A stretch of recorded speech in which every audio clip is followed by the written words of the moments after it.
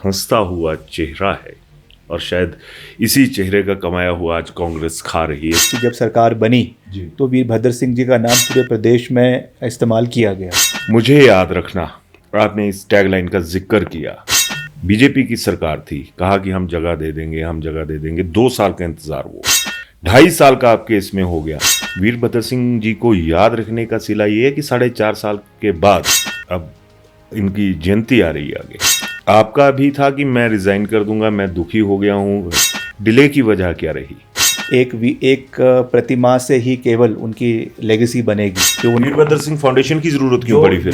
सरकार का ये कहना है कि हम जो भी खर्चा है हम उठाएंगे और वीरभद्र सिंह फाउंडेशन का जो भी है वो उसमें कोई रोल नहीं रहेगा। पहले कहाँ था ये रोल?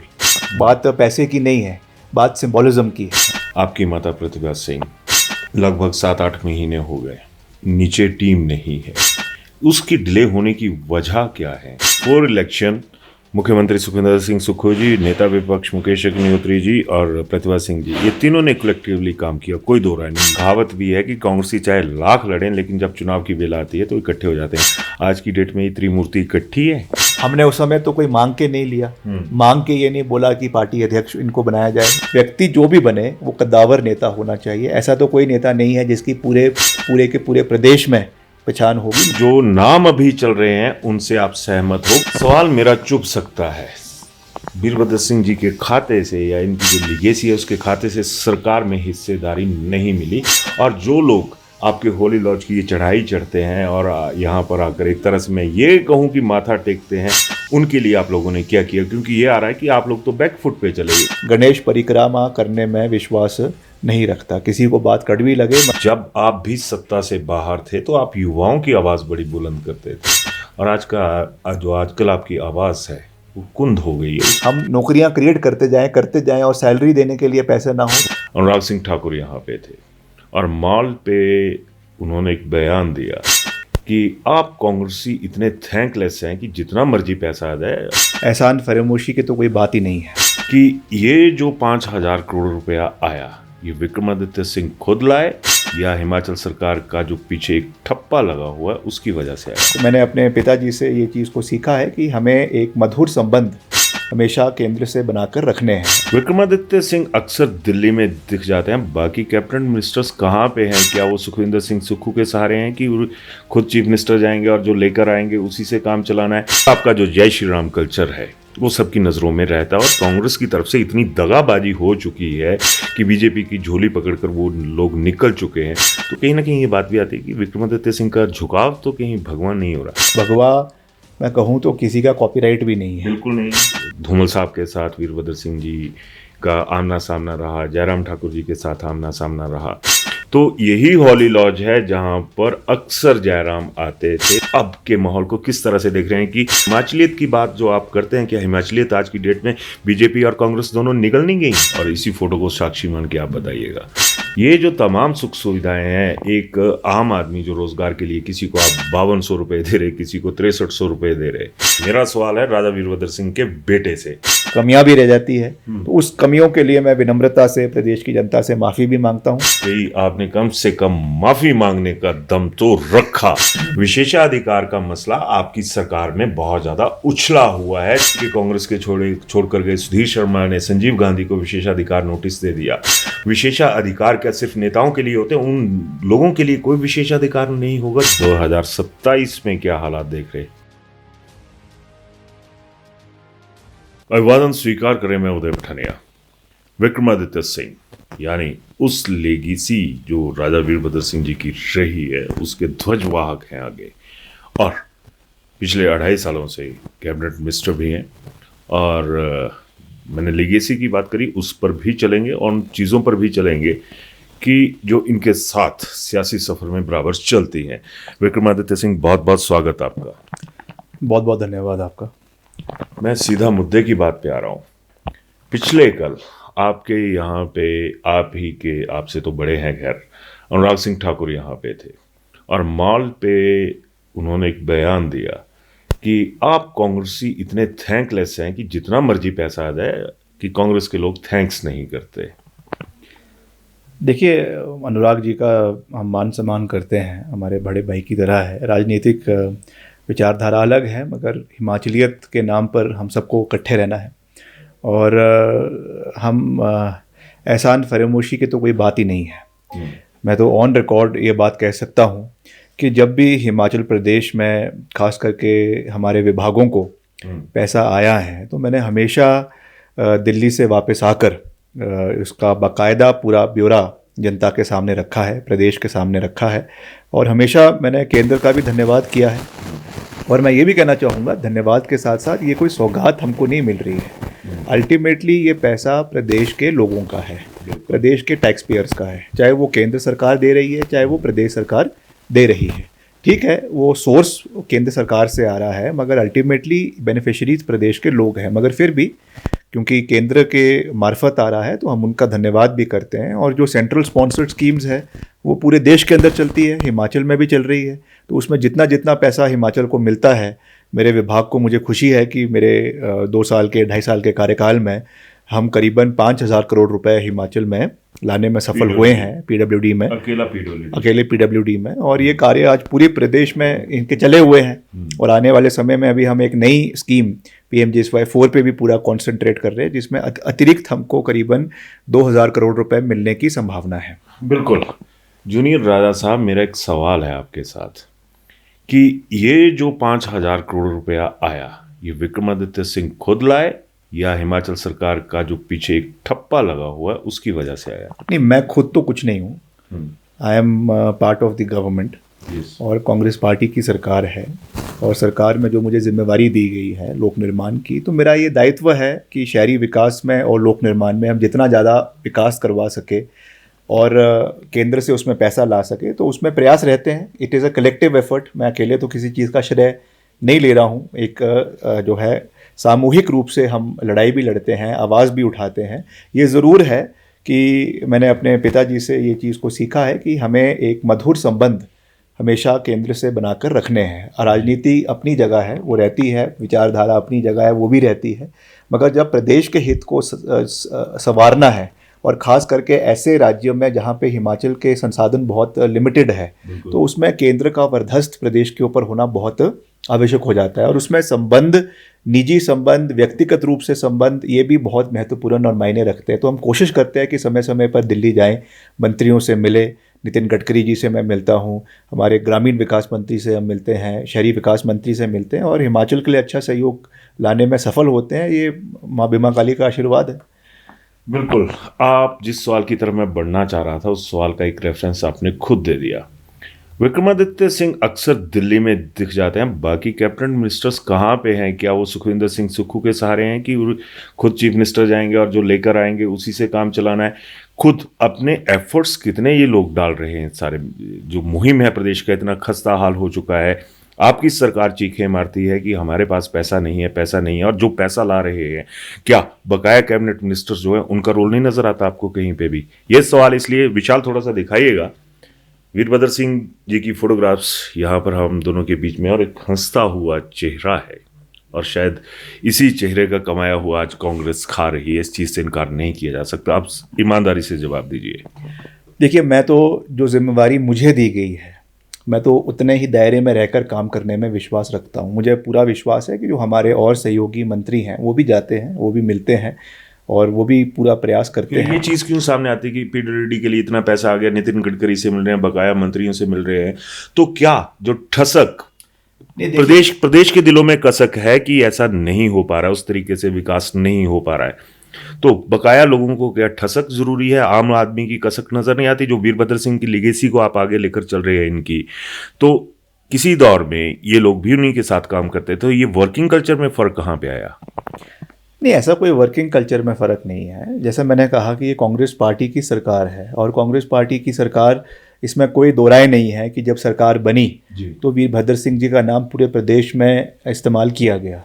और इसमें भी कोई दो राय नहीं है कि आखिरी दिन चुनाव के पहले एक जो है एडवर्टीजमेंट दी गई, जिसमें ये लिखा गया कि मुझे याद रखना। तो लोगों ने निश्चित तौर से उनको याद रखते हुए सरकार को बनाने में एक बड़ा योगदान दिया है। और उनके दिखाए हुए रास्ते पर हमें आगे सबको चलने की आवश्यकता है। वो केवल मेरे पिता तो है, मगर वो प्रदेश के भी एक रूप से जो है पिता तुल्य व्यक्ति थे, और उन्होंने पूरे प्रदेश में विकास किया है, एक विचारधारा के तहत किया है। तो उस विचारों को, उस विकास के नज़रियों को हमको मिलकर आगे ले जाने की आवश्यकता है। इसमें कोई राजनीति नहीं है। और जैसा मैंने कहा, हमारे जो सहयोगी मंत्री हैं, मेरे से सब उम्र में बड़े हैं, मैं सबका मान सम्मान करता हूं, और सब अपने अपने तरीके से कार्य कर रहे हैं। तो इसमें मैं किसी के ऊपर भी टिकड़ा टिप्पणी ना मैं कर सकता हूं, ना मुझे करना उचित होगा। मैं केवल अपने कार्य, जो मेरा अधिकार क्षेत्र है, उसमें हमने क्या किया है, क्या कमी रह गई है, उस पर मैं जो है अपना ज़्यादा ध्यान एकत्रित करने का प्रयास करता हूं। बिल्कुल। यहाँ पर जो जवाब है वो विक्रमादित्य सिंह के खाते से आम आदमी की झोली में चला जाता है कि आप खुद सोचिए कि तमाम मंत्री हैं और मंत्री पद के लिए होड़ लगी रहती है, और उसके बाद क्या होता है, इस चीज़ का जवाब आप ज़रूर अपने जो आगे कमेंट्स हैं तो कमेंट्स कीजिएगा, कम्प्लीमेंट्स होंगे तो कम्प्लीमेंट्स दीजिएगा, लेकिन बताइएगा ज़रूर। मुझे याद रखना, आपने इस टैगलाइन का जिक्र किया, 2 साल जब राजा साहब का निधन हुआ, स्वर्गवास हुआ, बीजेपी की सरकार थी, कहा कि हम जगह दे देंगे, हम जगह दे देंगे। 2 साल का इंतजार, वो 2.5 साल का आपके इसमें हो गया। वीरभद्र सिंह जी को याद रखने का सिला ये है कि 4.5 साल के बाद अब इनकी जयंती आ रही है आगे, तब उस मूर्ति को जगह मिल रही है। आपका भी था कि मैं रिजाइन कर दूंगा, मैं दुखी हो गया हूं। ठीक है, एक पुत्र होने के नाते जो भावनाएं हैं वो बिल्कुल सही हैं। डिले की वजह क्या रही? नहीं, ऐसा देखिए, अब रहा होंगे कोई कारण, मैं उन चीज़ों में नहीं जाना चाहता। और ऐसा नहीं है कि एक प्रतिमा से ही केवल उनकी लेगेसी बनेगी। जो वीरभद्र सिंह फाउंडेशन की जरूरत क्यों पड़ी फिर? जो उनका नाम है वो प्रदेश के लोगों के मन में बसता है, उसमें कोई दो राय नहीं है। मगर ये एक सिंबॉलिक रूप से महत्वपूर्ण था कि जो हिमाचल है, और हिमाचल की राजधानी शिमला है, और शिमला का जो मुख्य केंद्र है वो रिज मैदान है, जहाँ पे सारी ऐतिहासिक कार्यक्रम हुए हैं। चाहे हिमाचल को स्टेटहुड मिलने की बात है, चाहे मुख्यमंत्रियों की शपथ ग्रहण की बात है, चाहे प्रधानमंत्री आते हैं वो वहाँ से एड्रेस करते हैं, तो वो एक किस्म से फोकल पॉइंट है। और वहाँ पे हमारे सभी देश के दिग्गज नेताओं की प्रतिमा लगी है। तो वहाँ पर वीरभद्र सिंह जी की प्रतिमा लगना बहुत आवश्यक था। डॉक्टर परमार का हम दिल से सम्मान करते हैं। उन्होंने हिमाचल को बनाया, आधुनिक हिमाचल प्रदेश को उसी तरीके से वीरभद्र सिंह जी ने बनाया। तो 22.5 साल तक वो प्रदेश के मुख्यमंत्री रहे। इसलिए उनके स्टेचर को मद्देनज़र रखते हुए ये बिफिटिंग था कि उनकी प्रतिमा केवल और केवल रिज मैदान के ऊपर लगनी चाहिए। जहाँ तक फाउंडेशन की बात है, ये केवल और केवल इस स्टैचू के लिए नहीं है।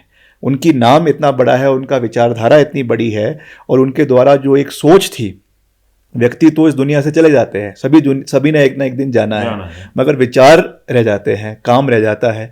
तो हमारी ये सोच है कि हम इस फाउंडेशन के माध्यम से जो उनके काम है, राजनीतिक काम नहीं, मगर जो उनके एक पर्सनल टच लोगों के साथ था, गरीबों के साथ था, दुर्गम क्षेत्र के लोगों के साथ था, डाउन ट्रॉडन लोगों के साथ था, वो इस फाउंडेशन के माध्यम से हम उनके साथ कनेक्टेड रहे, लोगों से मिलते रहें। उनके लिए क्या हम कर सकते हैं वो हम एक छोटी सी पहल इस फाउंडेशन के माध्यम से करने का भविष्य में प्रयास करेंगे।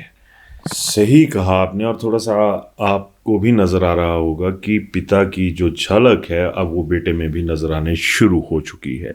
लेकिन बात वही आ गई कि सरकार कह रही है कि अब आऊंगा मैं पॉलिटिकल उसके ऊपर। सरकार का ये कहना है कि हम जो भी खर्चा है हम उठाएंगे, और वीरभद्र सिंह फाउंडेशन का जो भी है वो उसमें कोई रोल नहीं रहेगा। पहले कहाँ था ये रोल?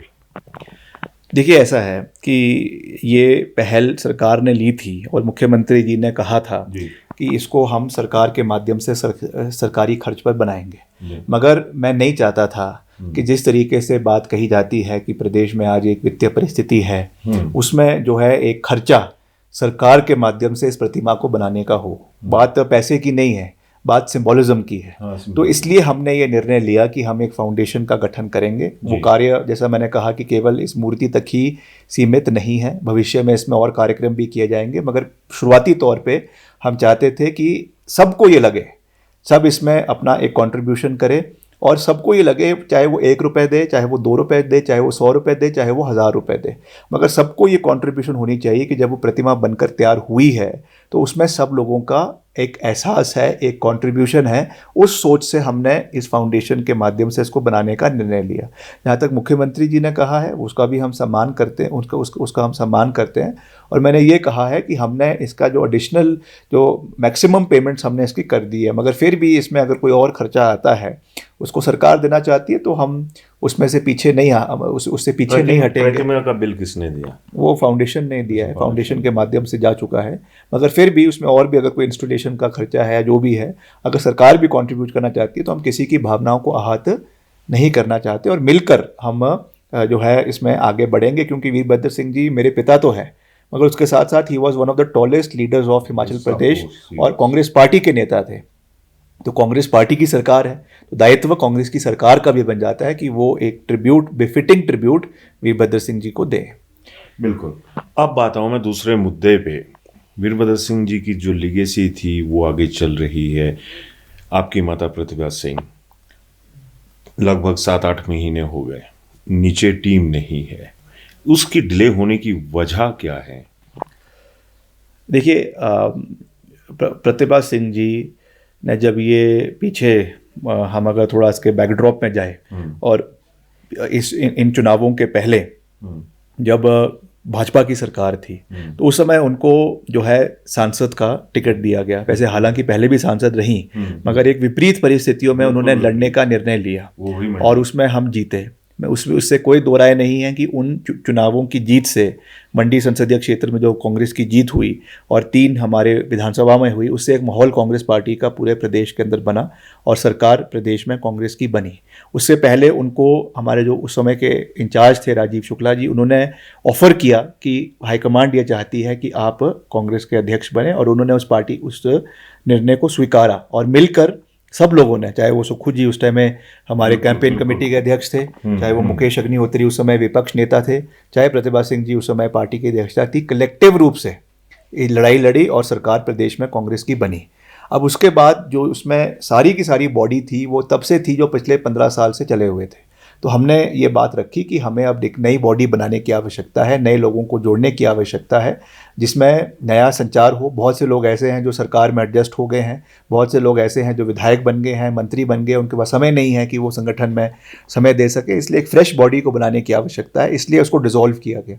मगर इसमें निश्चित तौर से डिले हुआ है, इंडेफिनेट डिले हुआ है। मैंने तो इस विषय को अभी मैं प्रियंका जी से मिला, राहुल जी से मिला, खड़गे जी से मिला, मैंने सबको ये बात कहा कि हिमाचल एक छोटा सा राज्य है मगर बहुत ही महत्वपूर्ण है हमारे लिए और यहाँ पे संगठन का जल्द से जल्द पुनर्गठन होना चाहिए, बॉडीज़ बननी चाहिए ताकि हम लोगों के बीच, अभी तो सरकारी रूप से जा रहे हैं मगर संगठन के रूप से भी जाए, कार्यक्रम बनाएं और एक सेतु का कार्य जो संगठन और सरकार के बीच में चलता है, जनता के बीच में होता है, उसका कार्य संगठन को जल्द से जल्द जो है वो सौंपा जाए। आपने त्रिमूर्ति की बात करी कि बिफोर इलेक्शन मुख्यमंत्री सुखविंदर सिंह सुक्खू जी, नेता विपक्ष मुकेश अग्निहोत्री जी और प्रतिभा सिंह जी, ये तीनों ने कलेक्टिवली काम किया, कोई दो राय नहीं। लेकिन अब वही चीज़ आ गई कि अब जब सरकार बन गई, एक कहावत भी है कि कांग्रेसी चाहे लाख लड़ें लेकिन जब चुनाव की बेला आती है तो इकट्ठे हो जाते हैं। आज की डेट में ये त्रिमूर्ति इकट्ठी है? बिल्कुल इकट्ठे हैं, बिल्कुल हम साथ चल रहे हैं और सरकार को और संगठन को मजबूत करने का प्रयास किया जा रहा है। ठीक है, किसी चीज़ पर डिफरेंसेस ऑफ ओपिनियन भी हो जाते हैं और होने भी चाहिए। हर चीज़ में एक ही आवाज़ सब बोलते रहेंगे तो मज़ा भी नहीं आता, सबके अपनी अपनी विचार है और रखने भी चाहिए, सही प्लेटफॉर्म पे रखने चाहिए और उसका निवारण भी होना चाहिए, हो भी रहा है। कभी कभी होने में थोड़ा डिले भी हो जाता है, तो पर एक परिवार की तरह हमें मिलने की आवश्यकता है और आगे बढ़ने की आवश्यकता है। और सबसे बड़ी बात है कि जिन मुद्दों के ऊपर हमने सरकार बनाई है उन कार्यों को हम मजबूती से पूरा करें, मिलकर पूरा करें, ये हम सबका एक सामूहिक दायित्व बनता है। इसी मुद्दे पे मैं आ रहा हूँ, पर मैं एक चीज़ पूछ रहा हूँ, क्या ये आसार अभी बने हुए हैं कि प्रतिभा सिंह आगे चलेंगी, द्वारा प्रदेश कांग्रेस का प्रतिनिधित्व करेंगी? क्योंकि सुक्खू भाई ने लगातार ये बात मानी है कि मेरे को प्रतिभा सिंह जी जो हैं वो मेरे को एक्सेप्टेबल हैं या मैं उनकी इज्जत करता हूँ, ये तमाम चीज़ें खुद मुख्यमंत्री महोदय ने कही हैं। तो ये माना जाए कि टीम ही नहीं आएगी अब और कैप्टन यही रहेंगी? देखिए, मैं इसके ऊपर इसलिए नहीं कह सकता हूँ क्योंकि ये निर्णय जो है ये पार्टी हाईकमांड का है। उन्होंने ही प्रतिभा सिंह जी को ऑफर दिया और बनाया। अब चेंज करना है कि नहीं करना है, किसी और को बनाना है या नहीं बनाना है, that decision rest with the party high command. हमने उस समय तो कोई मांग के नहीं लिया, मांग के ये नहीं बोला कि पार्टी अध्यक्ष इनको बनाया जाए, मगर उन्होंने खुद इसको ऑफर रखा और एक कैलकुलेटेड तरीके से सब समीकरणों को मद्देनज़र रखते हुए, राजनीतिक समीकरणों को मद्देनज़र रखते हुए, इलाके के समीकरण को मद्देनज़र रखते हुए ये उस समय ये डायनेमिक्स बने। अब क्या निर्णय पार्टी हाईकमांड ने लेना है वो उनका प्रेरोगेटिव है, तो मुझे लगता है उस पर हमें कमेंट नहीं करना। यहाँ पे एक नया कार्ड खेला जा रहा है कि एक वर्ग विशेष पर जाके, या वो जिस तरह से वर्गों की सियासत करने की आदत होती है कि एक किसी अन्य वर्ग से किसी को प्रतिनिधित्व दिया जाए, लेकिन आप और प्रतिभा सिंह लगातार ये बात कहते रहे हैं कि ऐसा नेता लाइए जिसको कम से कम प्रदेश में लोग जानने वाले हों। यहाँ पर जो परिस्थितियां हाल फिलहाल नजर आ रही हैं उसमें तो ये है कि ऐसा नेता आना चाहिए जिसकी पहचान या आइडेंटिफिकेशन क्राइसिस जो है वो कम से कम बड़े नेताओं में नहीं होने चाहिए। जनता में क्राइसिस होते हैं तो होते रहे। नहीं, देखिए, इस बात से मैं उस पर अडिग था और आज भी मैं उस पर अडिग हूँ, और मैंने इस बात को बहुत कैटेगोरिकली हाईकमांड के समक्ष भी रखा है कि हमें किसको बनाना है वो उनका अधिकार क्षेत्र। मैं फिर से इस बात को रिपीट कर रहा हूँ, मगर व्यक्ति जो भी बने वो कद्दावर नेता होना चाहिए। ऐसा तो कोई नेता नहीं है जिसकी पूरे प्रदेश में पहचान होगी, मगर कम से कम 3-4 जिले तो मैं तो पकड़ होनी चाहिए, तब जाकर जो है संगठन मजबूत होता है, तब जाकर संगठन में नई क्रांति आती है, नए लोग आते हैं। तो उस बात को हमने रखा है कि हमको एक क्रेडिबल लीडरशिप की प्रदेश के अंदर आवश्यकता है। अब उसमें कास्ट कंसेंसस है, रीजनल कंसेंसस है, तो वो मैं समझता हूँ कि सब फैक्टर्स हैं, मगर जो मेन फैक्टर है वो यही है कि प्रदेश में दमदार नेता जिसकी एक्सेप्टेबिलिटी लोगों के अंदर हो, उसको पार्टी की कमान भविष्य में सौंपनी चाहिए। बिल्कुल एग्रीड। मैं ये पूछ रहा हूँ कि जो नाम अभी चल रहे हैं उनसे आप सहमत हो कि उनकी इतना ऑरा है पूरे प्रदेश में? जो नाम चल रहे हैं मैं उनका जिक्र कर रहा हूँ, तीसरा कोई आ जाए उसका पता नहीं। देखिए, मैं किसी व्यक्ति विशेष के बारे में नहीं कहना चाहता। मैंने तो इतना कहा है कि एक हमने बात रखी है, अब उस क्राइटेरिया में कौन फिट होता है कौन नहीं होता है ये तो हाईकमांड ने देखना है, और ऐसा भी नहीं है कि जो हम कहेंगे वही होगा, पर हमने एक पार्टी के हित की बात संगठन के समक्ष और हाईकमांड के समक्ष रखी है। बाकी अल्टीमेटली डिसीजन उन्होंने लेना है कि क्या आगे का भविष्य कैसे तय करना है। सवाल मेरा चुभ सकता है, वीरभद्र सिंह जी के खाते से या इनकी जो लिगेसी है उसके खाते से सरकार में हिस्सेदारी नहीं मिली, और जो लोग आपके होली लॉज की ये चढ़ाई चढ़ते हैं और यहाँ पर आकर एक तरह से मैं ये कहूँ कि माथा टेकते हैं, उनके लिए आप लोगों ने क्या किया? क्योंकि ये आ रहा है कि आप लोग तो बैक फुट पे चले गए, उनकी किसी की मदद नहीं की आप लोगों ने।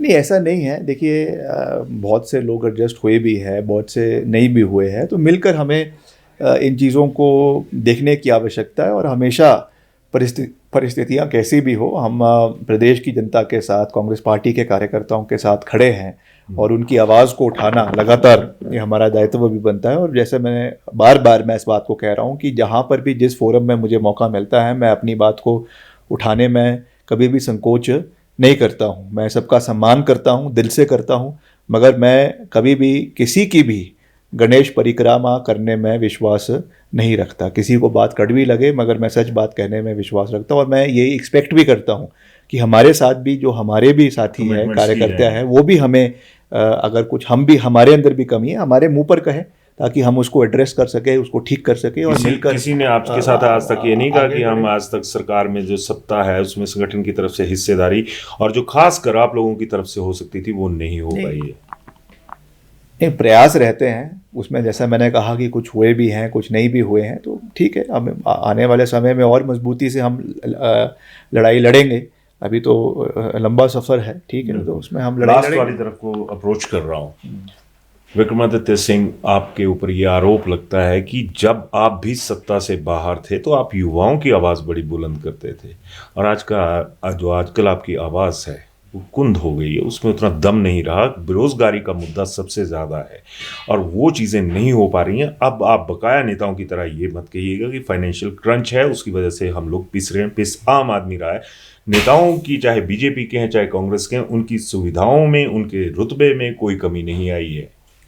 नहीं, देखिए, युवाओं को रोज़गार दिलवाना ये सरकार की प्राथमिकता है और उसमें कोई दो राय नहीं है, और फाइनेंशियल क्रंच भी है इसमें, ये भी एक कठोर सत्य है, मगर फिर भी सरकार, अगर आप आंकड़े भी उठाकर देखेंगे, और मैंने अभी पीछे एक बड़ी डिटेल प्रेस कॉन्फ्रेंस भी करी थी और उसमें मैंने आंकड़ों सहित ये बात करी थी कि हमने सरकारी क्षेत्र में पिछले 2.5 साल में करीबन 25,000 से 30,000 नौकरियां पैदा करी है प्रदेश में, चाहे वो एजुकेशन में है, चाहे हेल्थ केयर में है, चाहे फॉरेस्ट सर्विसेज में है, चाहे और डिपार्टमेंट्स में है। और उसके साथ साथ हम प्राइवेट क्षेत्र में भी रोज़गार पैदा करने की प्रयास कर रहे हैं। 2.5 साल हो गए।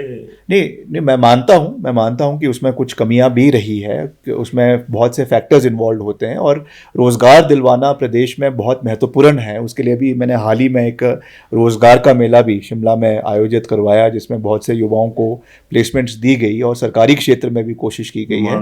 मगर हमको ये भी अंडरस्टैंड करना है कि अनएम्प्लॉयमेंट या अंडर एम्प्लॉयमेंट ये केवल एक प्रदेश का ही फिनोमेना नहीं है, ये पूरे देश का फिनोमेना है और पूरे देश में अनएम्प्लॉयमेंट जो है वो बढ़ती जा रही है। तो इन चीज़ों के लिए हमको अपने संसाधनों को मद्देनज़र रखते हुए जो है इन चीज़ों को करना है। अब अगर फाइनेंशियल क्राइसिस से हम बाहर नहीं जा सकते हैं, हम नौकरियां क्रिएट करते जाएं और सैलरी देने के लिए पैसे ना हो तो अभी भी नहीं है आप लोगों के पास। तो नहीं, अभी भी तो ये चीज़ें तो हमको, सरकारें तो कंटिन्यूटी में चलती है। अब ये जो हमको बैकलॉग आया है, ये बैकलॉग पिछली सरकार से हमको मिला है, हम उससे पूरा करने का प्रयास कर रहे हैं, हम उससे बाहर निकलने का प्रयास कर रहे हैं। बहुत से इनिशिएटिव्स भी लिए गए हैं, पर मिलकर इन चीज़ों को देखने की हिमाचल के तथ्यों की बात करूं तो हर स्टेट जो है वो उधारू व्यवस्था पर चली हुई है। हिमाचल कोई नया उदाहरण नहीं है। बीजेपी यहाँ पर सबसे ज़्यादा शोर मचाती है और बीजेपी ये भी दावा करती है कि जो देश में अधिकांश जो सरकारें हैं वो हमारी हैं। वहाँ पर भी ये अगर मैं सामान्य भाषा में कहूँ तो वहाँ पर भी धन का स्यापा पड़ा हुआ है। लेकिन यहाँ पर तमाम कांग्रेस के नेता क्या सत्ता सुख में इतने लीन है कि वो आम आदमी की प्रोटेक्शन तो कर नहीं पा रहे, खुद अपनी प्रोटेक्शन भी नहीं हो पा रही कांग्रेस के साथ, वो तथ्यों के साथ बात ही नहीं करते हैं। नहीं, देखिए, मैं तो मैं अपने बारे में ही बात कर सकता हूँ। I am not a spokes person for everybody. तो मैं ये जानता हूँ कि हम हमेशा आंकड़ों के ऊपर बात करते हैं। जहाँ पे कुछ कमियाँ हो मैं उसको भी विनम्रता से जो है वो स्वीकारता हूँ, मगर एफर्ट्स हम राइट डायरेक्शन में कर रहे हैं। जो चैलेंजिंग सर्कमस्टांसेस है उसके मद्देनज़र रख रहे हैं। और ये भी एक कठोर सत्य है कि जहाँ पर भी ऑपोजिशन शासित राज्य है वहाँ पर उनमें फाइनेंशियल तरीके से गला घोटने का केंद्र सरकार पूरे तरीके से प्रयास कर रही है। हिमाचल भी उसमें से है। मोदी साहब इग्नोर कर रहे हैं। ठीक है, हमको सेंट्रल स्पॉन्सर्ड स्कीम्स में पैसा मिल रहा है, मगर ओवर एंड अबव हमको क्या प्रदेश में मिल रहा है, क्या हिमाचल को मिलना चाहिए था, उसमें क्या मिल रहा है, वो भी हमको एक बड़ा प्रश्न है। और अल्टीमेटली हमको प्रदेश को आत्मनिर्भरता की ओर ही आगे ले जाना है, सेल्फ रिलायंस की ओर आगे ले जाना है। उस दृष्टि से हमको मजबूत कदम और कड़वे कदम प्रदेश में उठाने हैं। मुख्यमंत्री जी उठा भी रहे हैं कई, उसमें से पॉपुलर डिसीजंस नहीं है, मगर अल्टीमेटली उसका इन द लॉन्ग रन उसमें प्रदेश का फायदा उसको मिलेगा। इस चीज को इनकार नहीं किया जा सकता कि लाख विरोध हो रहा हो सुखविंदर सिंह सुक्खू का, लेकिन कुछ लोग ये भी मानते हैं कि ये जो अभी फैसले हुए हैं फिलहाल थोड़े से कसैले लगेंगे, लेकिन आने वाले वक्त में इनका जो असर होगा वो बड़ा मीठा होगा। खैर, मैं क्लोजर की तरफ बढ़ रहा था, फिर मेरे को याद आई कि ये जो तमाम चीज़ें हैं जो हो रहा है, वीरभद्र सिंह फाउंडेशन की बात कहूँ या कुछ और कहूँ, और आपका जो जय श्री राम कल्चर है वो सबकी नज़रों में रहता है। और कांग्रेस की तरफ से इतनी दगाबाजी हो चुकी है कि बीजेपी की झोली पकड़कर वो लोग निकल चुके हैं। तो कहीं ना कहीं ये बात भी आती है कि विक्रमादित्य सिंह का झुकाव तो कहीं भगवा नहीं हो रहा। नहीं, मेरा कहीं झुकाव जो है वो भगवा नहीं है। और भगवा मैं कहूँ तो किसी का कॉपीराइट भी नहीं है, बिल्कुल नहीं। भगवा जो है वो हमारे सनातन का रंग है और उसको अपनाना या उसको एक सिंबॉलिज्म में मुझे लगता है उसमें कोई गलत नहीं है। और जहाँ तक जय श्री राम की बात है तो हिमाचल का हर व्यक्ति सनातनी है। हिमाचल में अधिकतर लोग हिंदू है। तो अगर हम अपने सनातन को आगे बढ़ा रहे हैं और उसके बारे में बात कर रहे हैं तो मुझे नहीं लगता उसको राजनीतिक दृष्टिकोण से देखने की आवश्यकता है, या केवल भाजपा के लोग ही ये नारा दे सकते हैं, ये भी सही नहीं। इसलिए ये तो मैं इसको बिल्कुल साफ है मेरी सोच कि हमारी सोच जो है वो कांग्रेस पार्टी से मेल खाती है, मगर उसके साथ साथ हम कभी भी किसी भी दल को इसका ठेकेदारी करने की इजाज़त नहीं दे सकते। ये हम सब का है और हम सब अपने धर्म, अपने सनातन को आगे बढ़ाने का पूर्ण प्रयास हमेशा करते रहेंगे। चलिए, अब बिल्कुल ही लास्ट वाले एंड पे आ रहा हूँ कि ये एक मेल जोल की चीज़ें होती थी कि पुराने चाहे धूमल साहब के साथ वीरभद्र सिंह जी का आमना सामना रहा, जयराम ठाकुर जी के साथ आमना सामना रहा। तो यही हॉली लॉज है जहां पर अक्सर जयराम आते थे, मिलते थे, एक सौहार्दपूर्ण रवैया रहता था और राजा साहब का भी आशीर्वाद रहता था उन तमाम चीज़ों पर अबव पार्टी लाइन जाके। अब के माहौल को किस तरह से देख रहे हैं कि अगर बतौर विपक्ष, नेता विपक्ष जयराम ठाकुर सरकार की बखियां उधेड़ रहे हैं, सरकार उनकी बखियां उधेड़ रही है, तो ये कल्चर किस तरफ को लेके जा रहा है? ये हिमाचलियत की बात जो आप करते हैं, क्या हिमाचलियत आज की डेट में बीजेपी और कांग्रेस दोनों निगल नहीं गई? नहीं, देखिए, राजनीति में अब ऑपोजिशन है और सरकार है, लोकतंत्र है, तो उसमें विपक्ष प्रतिपक्ष तो चलता है और होना भी चाहिए, तभी सरकार की नाकामियां बाहर निकल कर आती है। जनता पक्ष कहाँ आता है सर? नहीं, तो बात तो विपक्ष भी अगर रखेगा सो कॉल्ड तो जनता की रखेगा और सरकार रखेगा वो भी रखेगी, मगर मेरा ये मानना है कि हमको व्यक्तिगत रूप से टिक्का टिप्पणी या व्यक्तिगत रूप से बिलो द बेल्ट हिटिंग जो है वो नहीं होना चाहिए। वो अनफॉर्चुनेट है कि हमारी सबकी जो है एक ज़िंदगी है और उसमें इस तरीके की बातें हो, इस तरीके की कोई कमेंट्स हो तो वो अच्छा नहीं लगता है। ठीक है, आप राजनीतिक रूप से आपके कार्यप्रणाली पर, आपकी पॉलिसीज़ पर आप जितना कटाक्ष करें वो उसका हमको सम्मान भी करना चाहिए। विशाल, एक बार मैं दोबारा अनुरोध करूंगा कि राजा साहब की जो फोटो है इस पर फोकस कीजिएगा और इसी फोटो को साक्षी मान के आप बताइएगा। और ये सवाल इसलिए बनता है कि आप एक लीगेसी के ध्वजवाहक हैं। ये जो तमाम सुख सुविधाएं हैं, एक आम आदमी जो रोजगार के लिए, किसी को आप 5200 रुपये दे रहे, किसी को 6300 रुपये दे रहे, तो क्या इंडिविजुअल विक्रमादित्य सिंह से सवाल है मेरा, ना कि कांग्रेस के लीडर से, ना किसी से। मेरा सवाल है राजा वीरभद्र सिंह के बेटे से कि ये जो तमाम सुविधाएं जिनकी मैंने बात करी, किसी नेता में इतना दम है जो ये कहे कि जी हमारे जो सैलरीज हैं या जो हमारे भत्ते हैं उनको काटकर थोड़ा सा कोई ऐसा बजट तैयार किया जाए या फिर इन लोगों की तनख्वाहें बढ़ाई जाएं? आज तक नहीं सुना कि किसी नेता की तनख्वाह रुकी हो या डिले हुई हो। इसमें दो पहलू है इसके। अब जो भी हमारे इलेक्टेड रिप्रेजेंटेटिव्स हैं वो सभी एक ही इकोनॉमिक स्टाटा से नहीं आते हैं, ये सच है। कुछ लोग फाइनेंशियली वेल टू डू भी है, कुछ नहीं है, कुछ ऐसे हैं जो जीत कर आ गए हैं मगर उनके घर से वो ठीक नहीं है।